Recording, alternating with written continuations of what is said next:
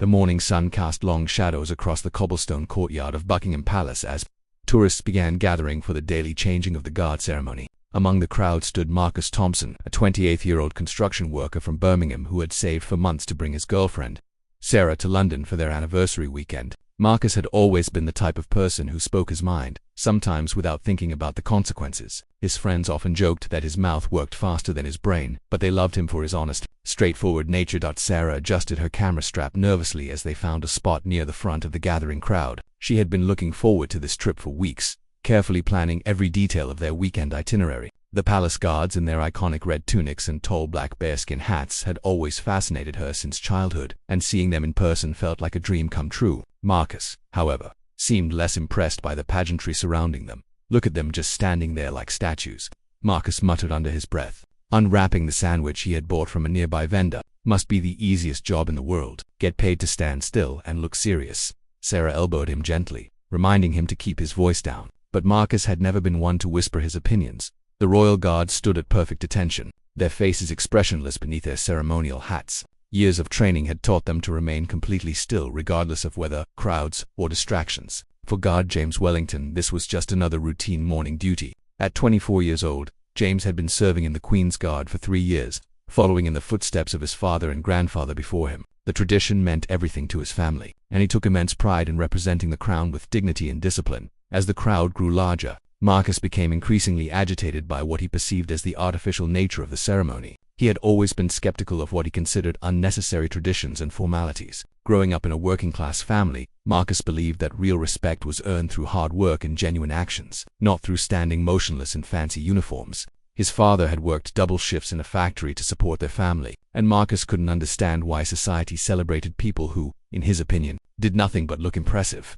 "This is ridiculous," Marcus said louder, causing several tourists nearby to turn and look at him disapprovingly. "My tax money pays for this nonsense. These guys probably make more in a day than I make in a week. And for what? Standing around looking pretty." Sarah tugged at his sleeve, her face flushing with embarrassment as more people began staring at them. The security personnel positioned around the perimeter noticed the disturbance but initially chose to monitor the situation rather than intervene. They were accustomed to dealing with tourists who sometimes became overly enthusiastic or critical during ceremonies. Most incidents resolved themselves naturally as the crowd's attention shifted to the pageantry. However, something about Marcus's growing agitation suggested this might escalate beyond typical tourist complaints. Marcus took a large bite of his sandwich, chewing aggressively as he continued his commentary. "Look at that one there," he said, pointing directly at Guard Wellington with his sandwich. "Bet he's never done a real day's work in his life. Probably went straight from his fancy boarding school to this costume party." His voice carried across the courtyard, and several other guards remained perfectly still despite clearly hearing every word.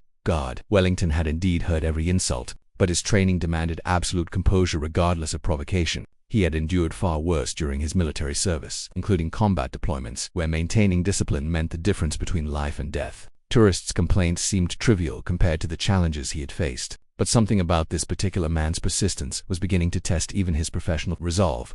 Sarah desperately tried to calm her boyfriend down, sensing that his mood was darkening beyond normal frustration. She knew Marcus well enough to recognize when his temper was building toward something more serious. "Please, Marcus, let's just enjoy the ceremony. We paid good money to be here, and I really want to see the guards march by." Marcus seemed unable to control his mounting irritation, with what he saw as a symbol of everything wrong with British class society. The sandwich in Marcus' hand became a prop for his increasingly animated gestures as he continued his tirade. Other tourists began moving away from the couple, creating a small clearing around them that only made Marcus feel more isolated and defiant. He had always hated feeling like an outsider, and the disapproving looks from the well-dressed tourists only reinforced his belief that this entire spectacle was designed to make working people like him feel inferior.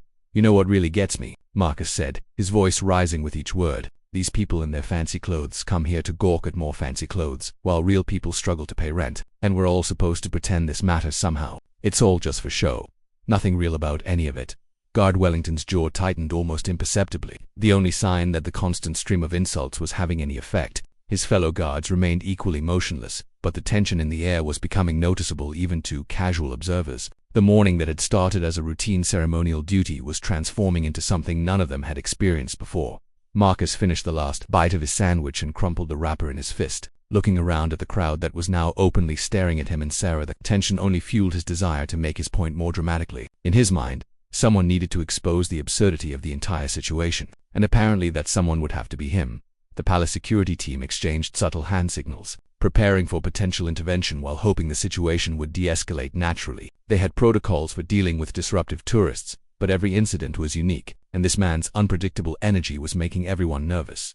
Sarah grabbed Marcus's arm firmly, her voice taking on a pleading tone that her boyfriend had heard only a few times in their relationship. "Marcus, please, you're scaring me. Let's just go somewhere else. There are plenty of other things to see in London." But Marcus was no longer listening to his girlfriend's concerns. His attention was completely focused on the guards, particularly the young man who had become the primary target of his verbal assault.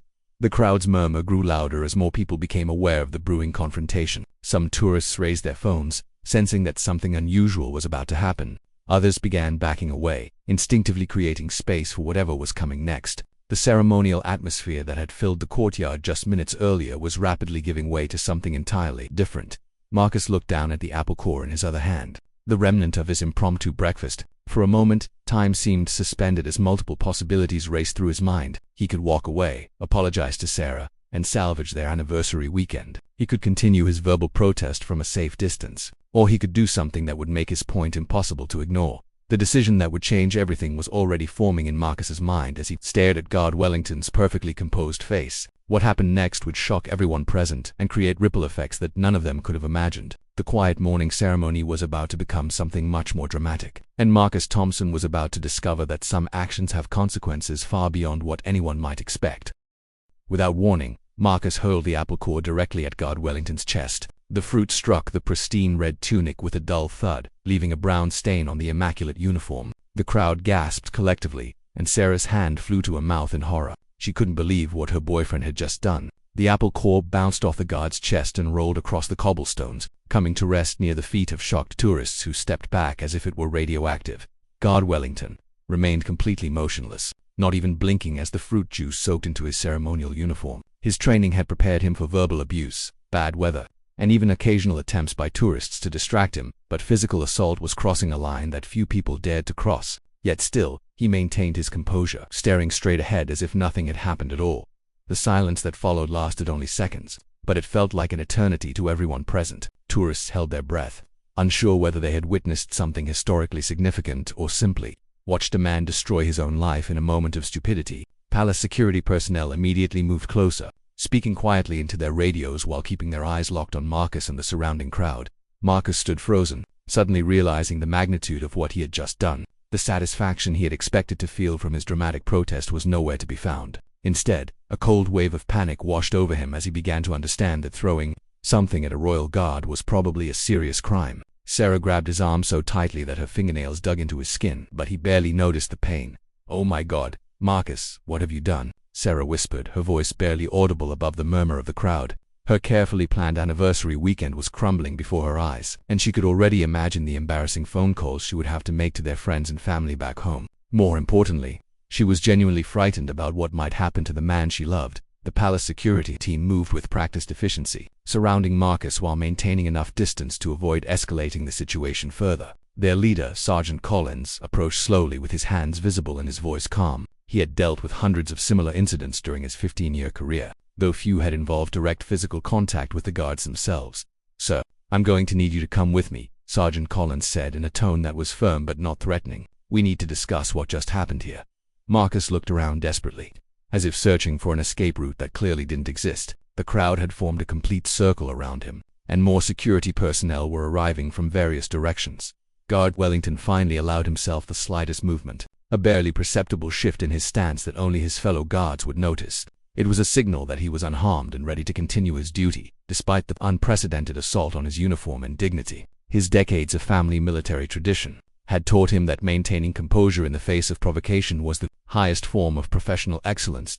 As Sergeant Collins extended his hand toward Marcus's elbow, something unexpected happened. Guard Wellington took one step forward, breaking his rigid position for the first time in hours. The crowd gasped again, unsure what this movement might mean. Even the other guards turned their heads slightly, shocked to see their colleague abandon his post during an active ceremony. "Wait, Guard," Wellington said, his voice clear and strong enough for everyone in the immediate area to hear. It was the first word any of the guards had spoken during the entire ceremony, and the sound seemed to echo off the palace walls. Marcus froze completely, terrified that the guard was about to demand his immediate arrest or worse. But what happened next left everyone absolutely speechless. Guard Wellington removed his tall bearskin hat with slow, deliberate movements, revealing short brown hair and a face that was younger than most people had expected. He looked directly at Marcus for the first time, his blue eyes meeting the construction workers' panicked brown ones. "Before this goes any further," Guard Wellington said, his voice carrying a slight Yorkshire accent that humanized him immediately, "I think you should know something about why I'm standing here."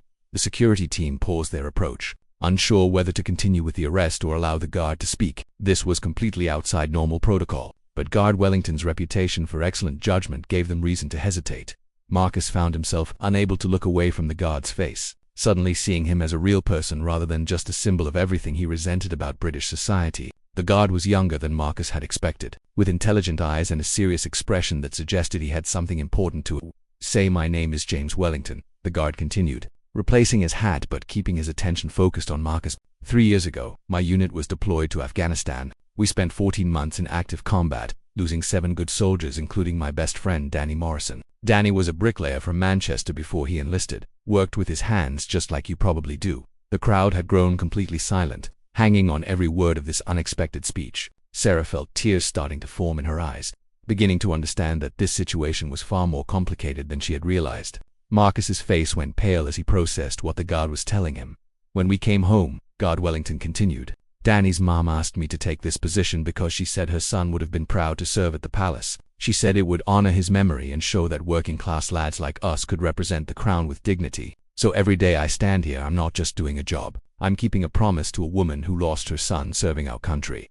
Marcus felt his knees wobble slightly as the full impact of the guard's words hit him. This wasn't just some privileged young man playing dress-up for tourists. This was a combat veteran who had chosen this duty for deeply personal reasons that had nothing to do with class or privilege. "The uniform you just stained," Guard Wellington added, "belonged to my grandfather during the Second World War. He died defending London during the Blitz. My father wore it during the Falklands conflict. It's been in my family for 3 generations, and every man who wore it earned the right through service and sacrifice." The security personnel exchanged glances, realizing that this situation had evolved far beyond a simple assault case. Guard Wellington was handling the incident in a way that might actually resolve it more effectively than any arrest could. Sergeant Collins made a subtle gesture for his team to maintain their positions but hold off on taking Marcus into custody. Sarah squeezed Marcus's arm, feeling his body tremble as he absorbed the guard's explanation. Her boyfriend had always been quick to judge, but she had never seen him confronted so directly with evidence that his assumptions were completely wrong. The guard's calm dignity was making Marcus's aggressive behavior look even more foolish and cruel. "I make about the same money you probably do," Guard Wellington continued, "and I work 2 jobs to afford my flat in London. This isn't about wealth or privilege. It's about service, tradition, and honoring the people who came before us. When tourists come here, they're not just seeing a costume show. They're witnessing a living connection to our history and the sacrifices made to protect our freedom." Marcus opened his mouth to speak, but no words came out. Every argument he had been making just minutes earlier now seemed hollow and ignorant. He looked around at the crowd, seeing disappointment and anger in their faces, and realized that he had become exactly the kind of person he had always claimed to despise: someone who attacked others without understanding their story.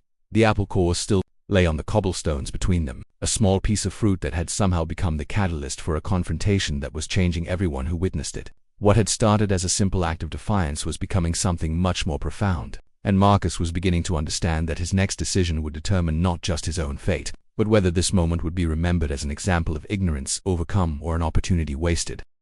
Marcus felt something breaking inside his chest, a sensation he had never experienced before. It wasn't physical pain, but rather the uncomfortable feeling of his entire worldview crumbling in real time. He looked down at his own hands, still dirty from his construction work the previous Friday, and then back up at Guard Wellington's composed face. The contrast between his crude behavior and the guard's dignified response was becoming unbearable. Double quotes. Marcus started to speak, then stopped, his voice catching in his throat. Sarah had never seen her boyfriend struggle for words like this before. He was always quick with opinions and faster with his mouth, but now he seemed completely lost. The crowd waited in tense silence, many of them recording the unprecedented scene on their phones while others simply watched in fascination. Guard Wellington maintained his position, still holding his ceremonial rifle at the proper angle despite having broken protocol by speaking and removing his hat. His fellow guards remained at attention, but their subtle body language suggested they were paying close attention to their colleagues' handling of this unusual situation. This was uncharted territory for everyone involved. "I need to tell you about Danny," Guard Wellington continued, his voice steady but carrying an undertone of emotion that made his words even more powerful. He joined the army because he couldn't find steady work after the recession hit Manchester. His dad had been laid off from the steelworks, and Danny was trying to support his whole family on part-time construction jobs that barely paid enough for rent. Marcus winced visibly at the mention of construction work, suddenly seeing uncomfortable parallels between himself and this soldier he had never known. Sarah noticed her boyfriend's reaction and squeezed his arm gently, beginning to understand that something profound was happening to the man she loved. Danny was funny, always making jokes even in the worst situations. God, Wellington went on. He could make the whole unit laugh when we were pinned down by enemy fire or when we hadn't had a hot meal in 3 days. He used to say that working-class lads like us had a responsibility to show the world that courage wasn't about fancy education or family money. It was about standing up when standing up mattered. The crowd had grown larger as word spread through the palace grounds that something extraordinary was happening. During the morning ceremony, palace staff members peered out from windows, and even some of the other guards on duty at distant posts were glancing in their direction, trying to catch glimpses of the unprecedented scene. The day Danny died, God Wellington's voice dropped slightly, forcing everyone to lean in to hear his words. We were protecting a village school that had been threatened by insurgents. Danny volunteered for the most dangerous position because he said those kids deserved the same chance at education that he never got. A roadside bomb took out his vehicle about 50 yards from the school entrance. Marcus felt tears starting to form in his eyes, something that hadn't happened since his own father's funeral 5 years earlier. The story was hitting him in places he had kept carefully protected, forcing him to confront his own prejudices and assumptions in the most public way possible. When we brought Danny home, God Wellington continued, his mum stood at his grave and said she was proud that her son had died protecting something bigger than himself. She asked me to promise that I would find a way to continue that service, to show that working people like Danny and his family had always been the backbone of this country's strength. Sarah wiped her own eyes with her free hand, moved not just by the God's story but by the transformation she could see happening in Marcus. Her boyfriend was standing straighter now, his earlier aggressive posture replaced by something that looked almost like shame mixed with newfound respect. So, when I stand here in this uniform, God Wellington said, gesturing to his stained tunic, I'm not playing dress-up for rich tourists. I'm honoring Danny's memory and keeping a promise to his mother. I'm representing every working person who ever served their country, including your neighbors and friends and probably your own family members too. Marcus thought about his grandfather, who had worked in the coal mines during the war and never talked much about those years. He remembered finding old photographs in the attic after his grandfather's death, pictures of a young man in military uniform that Marcus had never bothered to ask about. The parallels were becoming impossible to ignore. The tourists who come here, God Wellington added, they're not all wealthy snobs looking down on us. Most of them are families saving up for once-in-a-lifetime trips, just like you probably did. They come here because they want to feel connected to something larger than themselves, something that represents the best of what we can be as a society. Sergeant Collins had been listening to the entire exchange with growing amazement. In his 15 years of palace security, he had never witnessed anything like this guard's ability to transform a hostile situation into something resembling a teaching moment. He began to wonder if arresting Marcus would actually serve justice better than whatever was happening here. Marcus finally found his voice, though it came out as barely more than a whisper. I didn't know, he said, the words seeming to fall heavily in the space between him and God Wellington. I thought you were just ... double quotes. He trailed off, unable to finish the sentence because he was beginning to realize how shallow and cruel his assumptions had been. You thought I was everything you've been taught to resent about this country, God Wellington said gently, and maybe some of that resentment is justified. There are plenty of people in positions of privilege who haven't earned their status through service or sacrifice. But dismissing everyone in uniform as part of that system means you're also dismissing people like Danny, and my grandfather, and probably your own family members who served. The crowd was completely silent now, absorbed in witnessing what felt like a moment of genuine human connection occurring in the most unlikely circumstances. Many of the tourists had lowered their phones, sensing that recording this conversation somehow diminished its power. Marcus looked around at the faces surrounding him, seeing them differently than he had just 20 minutes earlier. Instead of judgmental strangers, he began to see people who had their own stories, their own struggles, their own reasons for being here. His anger was dissolving, replaced by something much more complicated and uncomfortable. My dad worked 2 jobs his whole life, Marcus said suddenly, his voice stronger now. He always said that real men didn't complain, they just did what needed doing. But I've been so angry about everything lately, angry about money and work and feeling like nothing I do matters. I took all of that anger and threw it at you, and that wasn't fair. God Wellington nodded slowly, recognizing the honesty in Marcus's admission. Anger can be useful if it motivates us to make things better, he said. But when it makes us attack people who are trying to serve something bigger than themselves, it becomes destructive. Danny used to say that the real enemy was never other working people trying to do their jobs with dignity. Sarah felt a surge of pride mixed with relief as she watched Marcus grapple with his own behavior. This was the man she had fallen in love with, someone capable of growth and change when confronted with his mistakes. She had been afraid that his stubborn nature would prevent him from seeing what was really happening here.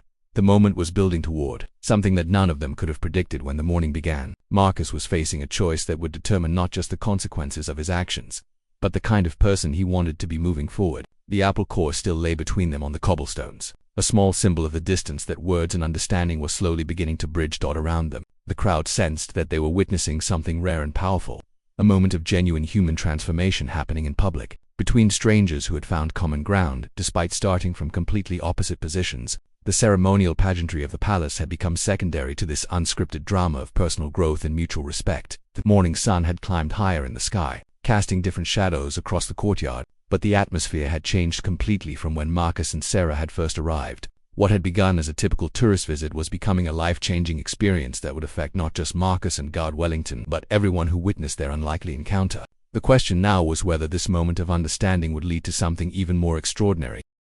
What happened next shocked everyone watching, including Guard Wellington himself. Marcus slowly walked forward, closing the distance between him and the guard until he was standing just inches away from the man he had assaulted. The security team tensed, ready to intervene if Marcus showed any signs of continued aggression. But something in his body language suggested a very different intention. Marcus dropped to one knee on the hard cobblestones, his head bowed in front of the young guard. The crowd gasped audibly at this unexpected gesture, and several tourists began crying openly at the powerful display of humility and remorse. Sarah covered her mouth with both hands, overwhelmed by her boyfriend's dramatic transformation from angry protester to penitent man seeking forgiveness. "I'm sorry," Marcus said, his voice breaking with emotion. "I'm so sorry for disrespecting your uniform, your service, and Danny's memory. I was wrong about everything, and I don't know how to make this right, but I want to try." The words came out in a rush, as if he was afraid that if he stopped talking, he might lose the courage to continue.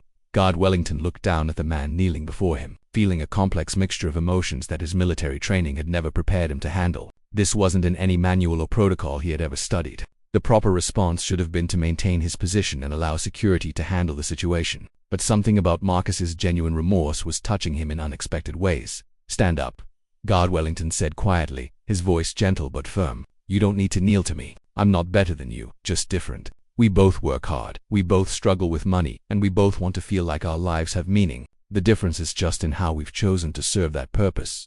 Marcus slowly rose to his feet, his face streaked with tears that he made no attempt to hide. The crowd watched in amazement as the guard reached out and placed his hand on Marcus's shoulder, a gesture of forgiveness that seemed to heal something in both men simultaneously. "Danny would have liked you," Guard Wellington said with a small smile. "He always said that people who get angry about injustice usually have good hearts underneath all that frustration. The trick is learning how to channel that energy into something constructive instead of destructive." Sergeant Collins realized that this situation that had evolved beyond anything that could be resolved through normal arrest procedures. The guard's handling of the incident was achieving something that the justice system rarely managed: genuine understanding and transformation rather than just punishment. He made a decision that would later be debated by his supervisors for weeks. "Sir," Sergeant Collins said, addressing Marcus directly, "Guard Wellington's response to this incident will be taken into consideration in determining how to proceed. However, you did commit assault against a royal guard, which is a serious offense. Are you willing to make amends in a way that honors the service he represents?"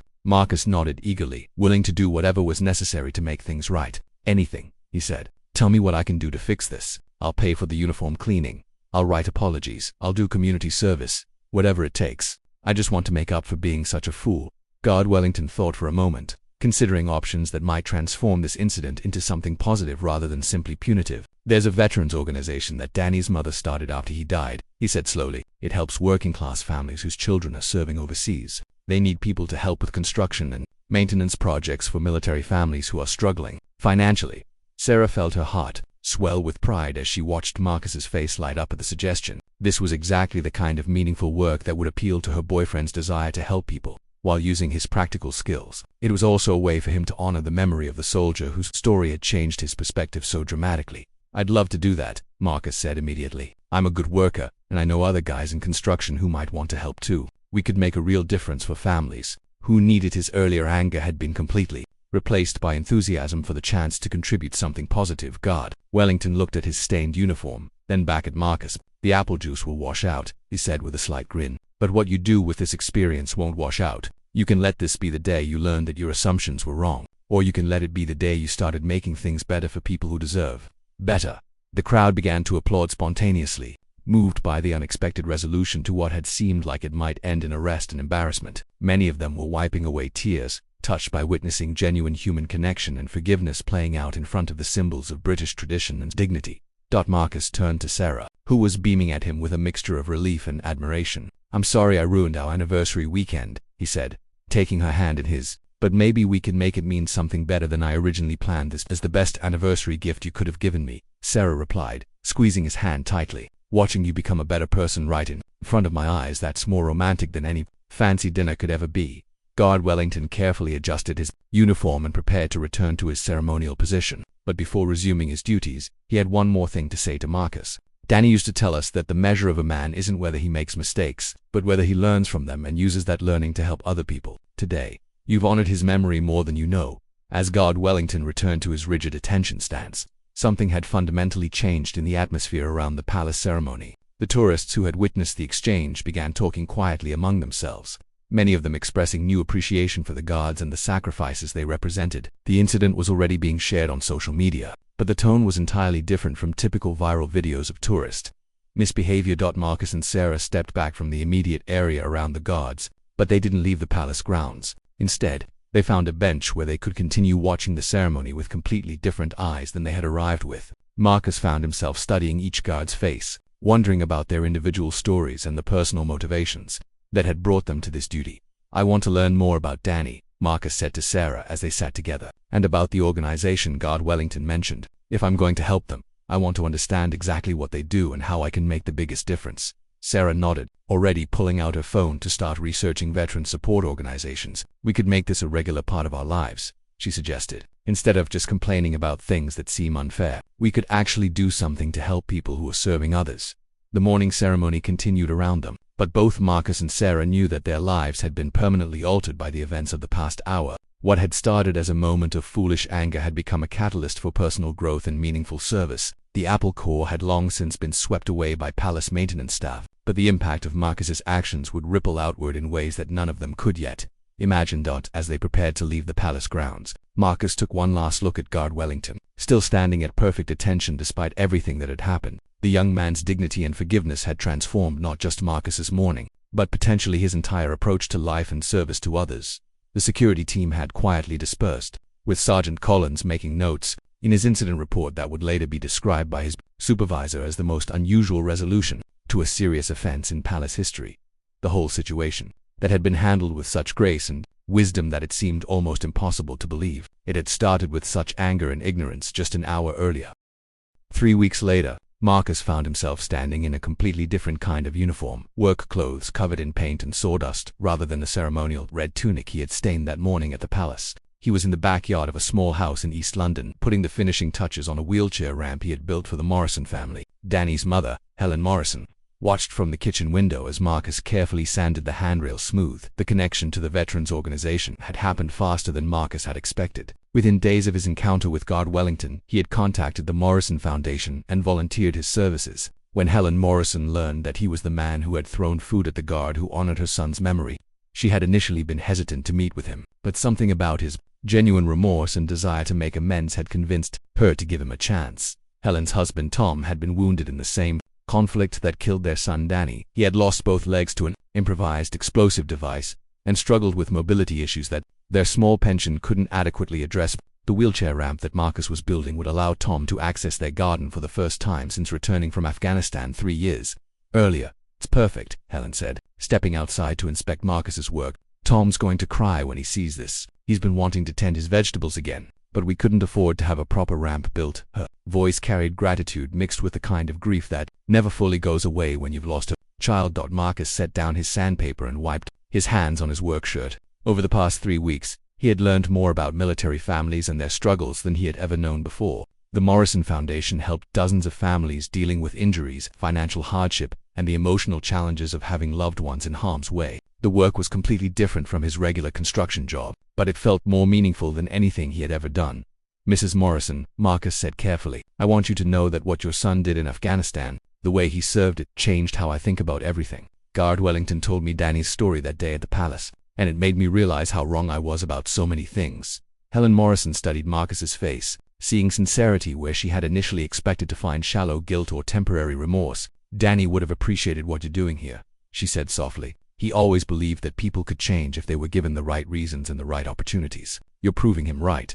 The wheelchair ramp was just one of several projects Marcus had completed through the foundation. He had also repaired a heating system for a family whose father was deployed overseas, built playground equipment for a military daycare center, and organized a team of his construction worker friends to renovate an entire apartment for a veteran struggling with PTSD. Sarah had become equally involved in the foundation's work, using her administrative skills to help organize fundraising events and coordinate volunteers. The experience had brought them closer together as a couple, giving them a shared purpose that went beyond their individual careers and personal goals. "I brought something for you," Marcus said, reaching into his toolbox and pulling out a small wooden plaque. He had carved it himself during evening hours at home, working carefully to get every letter perfect. The plaque read, "In memory of Danny Morrison, a soldier who served with courage and a heart for his community." Helen Morrison took the plaque with trembling hands, running her fingers over the carefully carved letters. "This is beautiful," she whispered, tears starting to flow down her cheeks. "Where did you learn to do wood carving like this?" "My grandfather taught me when I was young," Marcus replied. "He was a carpenter before the war, and he used to say that working with your hands was a way of putting your heart into something permanent. I never really understood what he meant until I started working here with your foundation." The sound of a car pulling into the driveway interrupted their conversation. Tom Morrison was returning from his physical therapy appointment, and Marcus felt his stomach flutter with nervous excitement. This would be the first time Tom saw the completed ramp, and Marcus desperately wanted the wounded veteran to approve of his work. Tom wheeled himself out of the specially adapted vehicle with practiced efficiency, but Marcus could see the fatigue in his movements. Physical therapy was clearly exhausting for the man who had once been a strong soldier serving alongside his son. When Tom looked up and saw the new wheelchair ramp leading to his garden, his expression changed completely. "Helen, did you... double quotes," Tom started to say, then stopped when he saw Marcus standing there in his work clothes. The two men looked at each other for a long moment, sizing each other up in the way that working men often do when they meet for the first time. "Tom, this is Marcus," Helen said gently. "He's the young man I told you about, the one who built your ramp." She didn't mention the circumstances that had brought Marcus to their family, sensing that the men needed to form their own relationship without the burden of that complicated history. Marcus stepped forward, extending his hand to Tom.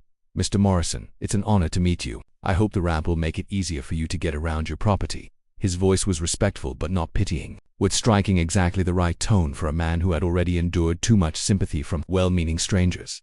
Tom shook Marcus's hand firmly, impressed by the calluses that spoke of genuine hard work. "Call me Tom," he said simply, "and thank you for this. Helen tells me you're volunteering your time." There was a question in his voice, as if he couldn't quite understand why a stranger would do such work without payment. "I'm learning more than I'm giving," Marcus replied honestly. "Your family and others like yours have sacrificed so much for all of us. The least I can do is use my skills to make your daily life a little easier." Tom wheeled himself up the ramp slowly, testing its strength and feeling the smooth surface beneath his wheels. When he reached the top, he turned around with a smile that transformed his weathered face. "This is perfect," he said. "Solid construction, good materials, properly graded. You know what you're doing." The compliment meant more to Marcus than any paycheck he had ever received. Coming from a man who had served his country and lost so much in the process, Tom's approval felt like validation of everything Marcus was trying to become. "There's something else," Marcus said, pulling out a second item from his toolbox. It was a smaller wooden piece, carved with military precision. "I made this for your garden. It's a marker for Danny's memorial flowers." The marker was beautifully crafted, with Danny's name and service dates carved into oak that Marcus had personally selected for its strength and grain. Tom stared at the memorial marker, his eyes filling with tears that he made no attempt to hide. In the 3 years since losing his son, he had struggled to find ways to honor Danny's memory that felt adequate to the magnitude of his sacrifice. This simple but elegant marker seemed to capture something essential about his son's character. "He would have loved this," Tom said quietly. "Danny always appreciated good craftsmanship. He used to say that anything worth doing was worth doing right, whether you were building a house or serving your country." Helen joined them on the ramp, creating a small family circle around the memorial marker. "We'd like to have a dedication ceremony," she said. "Nothing fancy, just a few of Danny's army friends and some neighbors. Would you and Sarah like to join us?" Marcus felt overwhelmed by the invitation. 6 months earlier, he would never have imagined being welcomed into such an intimate family moment. The transformation in his life had been so complete that sometimes he barely recognized himself. "We'd be honored," Marcus replied, "and I'd like to bring some of the other volunteers if that's okay. They've all heard Danny's story, and I think it would mean a lot to them to pay their respects." As the afternoon sun began to set, Marcus packed up his tools and prepared to leave. The wheelchair ramp was complete, but he knew this was just the beginning of his relationship with the Morrison family. There would be other projects, other ways to help, other opportunities to honor the memory of a soldier he had never met but who had changed his life. Completely. Sarah arrived just as Marcus was loading his truck. Having spent the day organizing a fundraising dinner for the foundation, she looked tired but happy, energized by the meaningful work they were both doing. When she saw the wheelchair ramp and the memorial marker, she smiled with pride at what her boyfriend had accomplished. "Ready to go home?" Sarah asked, slipping her arm through Marcus's as they said goodbye to the Morrisons. "Actually," Marcus said, looking back at the house where Tom was already wheeling himself around his garden with obvious joy, "I think I'm already there." 6 months after the incident at Buckingham Palace, Marcus found himself standing in the same courtyard where everything had changed. But this time, he wasn't there as an angry tourist looking for someone to blame for his frustrations. He was there as a guest of honor, invited by the palace administration to participate in a special ceremony recognizing civilian contributions to military family support.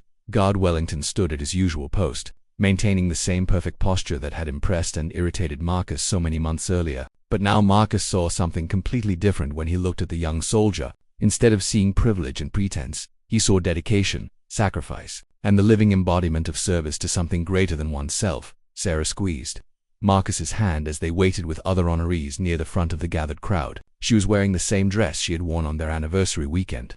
But everything else about this moment was transformed. The anger and resentment that had poisoned their original visit had been replaced by gratitude and purpose. "Can you believe we're actually here?" Sarah whispered, still somewhat amazed by the turn their lives had taken. The Marcus standing beside her now was the same man she had fallen in love with, but he was also somehow completely different. The work with the Morrison Foundation had given him a sense of purpose that had filled the angry void in his heart. The ceremony began with a speech from a senior palace official about the importance of civilian support for military families. Marcus listened with attention that would have surprised his old self, genuinely interested in learning more about ways to expand his volunteer work. The foundation had grown significantly since he joined, partly due to the attention generated by the viral video of his transformation. When Marcus's name was called, he walked forward with steady steps toward Guard Wellington's position. The crowd applauded politely, but Marcus was focused entirely on the young soldier who had changed his life with patience, wisdom, and forgiveness. As he approached, Guard Wellington allowed himself the slightest smile, a break in protocol that spoke volumes about their unlikely friendship.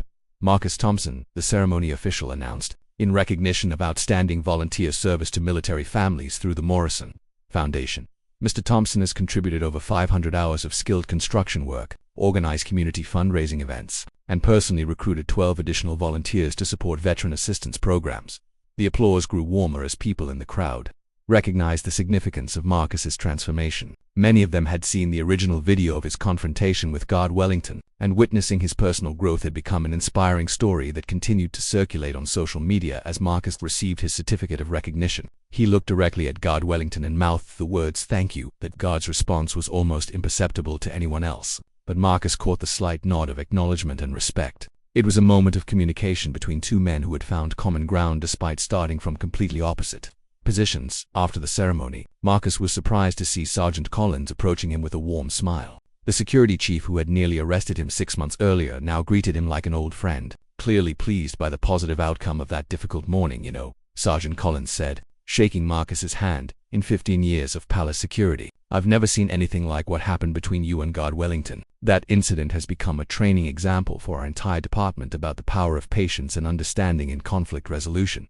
Marcus felt a flush of embarrassment mixed with pride. "I was such an idiot that day," he said. "If Guard Wellington hadn't been willing to see past my anger and stupidity, I probably would have ended up in jail instead of doing work that actually matters." "That's exactly the point," Sergeant Collins replied. "Both of you chose to see the humanity in each other instead of just reacting to the surface behavior. It's a lesson that goes far beyond palace security." As the crowd began to disperse, Marcus noticed Helen and Tom Morrison approaching with several other military family members he had come to know through the foundation. Helen was carrying a folder full of photographs documenting all the projects Marcus had completed over the past 6 months. "We wanted you to see how much you've accomplished," Helen said, opening the folder to reveal pictures of wheelchair ramps, repaired heating systems, rebuilt porches, and playground equipment that Marcus had constructed for military families across London. 47 families have been directly helped by your work." Tom wheeled himself closer, his mobility now dramatically improved thanks to the various accessibility modifications Marcus had built around his home. "More importantly," Tom added, You've shown these families that people in their community care about their sacrifices. That kind of support means more than just the practical help. Marcus studied the photographs with wonder, hardly believing that he had accomplished so much in such a short time. Each project represented a family story, a relationship built, and a small way of honoring the memory of soldiers like Danny Morrison who had given everything in service to their country. There's something else, Helen said, her voice taking on a more formal tone. The Foundation Board has voted unanimously to offer you a position as our Director of Volunteer Coordination. It would be part-time initially, allowing you to continue your regular construction work, but we think you have a gift for inspiring others to get involved in meaningful service.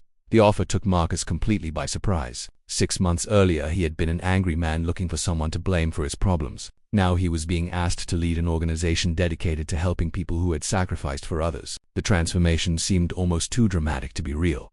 I don't know what to say, Marcus replied honestly. I never finished school. I don't have any management experience. And until 6 months ago, I didn't even understand what military families were dealing with.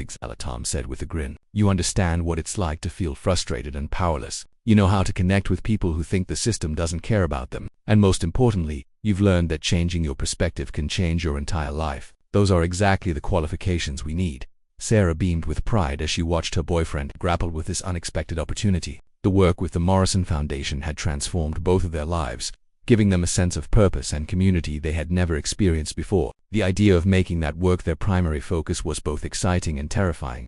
Can I think about it? Marcus asked, still processing the magnitude of what was being offered. Of course, Helen replied. Take all the time you need. But I think Danny would approve of the choice. He always said that the best leaders were people who had learned from their mistakes and wanted to help others avoid making the same ones. As the Morrison family moved away to greet other ceremony attendees, Marcus found himself alone with Sarah near the spot where he had thrown the apple core that started everything. The cobblestones looked exactly the same, but Marcus felt like he was seeing them through completely different eyes. What do you think? Marcus asked Sarah. Am I crazy to consider taking a job helping military families when 6 months ago I didn't even understand what military service meant? Sarah took both of his hands in hers and looked directly into his eyes. I think you're exactly the right person for that job, she said firmly. You've learned something that most people never figure out, that our worst moments can become our greatest opportunities if we're willing to learn from them and grow. God. Wellington remained at his post throughout the ceremony, maintaining his vigil despite the personal significance of the events taking place around him. As Marcus and Sarah prepared to leave, Marcus made one final detour to stand in front of the guard who had changed his life. I know you can't respond, Marcus said quietly, but I want you to know that Danny's memory is being honored every day through the work you inspired me to do. Thank you for seeing something in me that I couldn't see in myself. Guard Wellington's eyes shifted almost imperceptibly to meet Marcus's gaze, and for just a moment, the professional mask slipped enough to reveal the genuine warmth and respect between the two men. Then the guard resumed his perfect attention stance. But both men knew that their unlikely friendship had made a permanent difference in both their lives. That as Marcus and Sarah walked away from Buckingham Palace for the second time, they carried with them a story of transformation that would continue to inspire others for years to come. What had begun as a moment of ignorant anger had become a testament to the power of patience, understanding, and the willingness to see beyond surface assumptions to the shared humanity that connects us all. The apple core was long gone, swept away by palace maintenance on that transformative morning 6 months earlier, but its impact continued to ripple outward through the lives of military families who were receiving help, volunteers who were finding purpose, and to men who had discovered that their greatest differences could become their strongest bonds when approached with wisdom and compassion.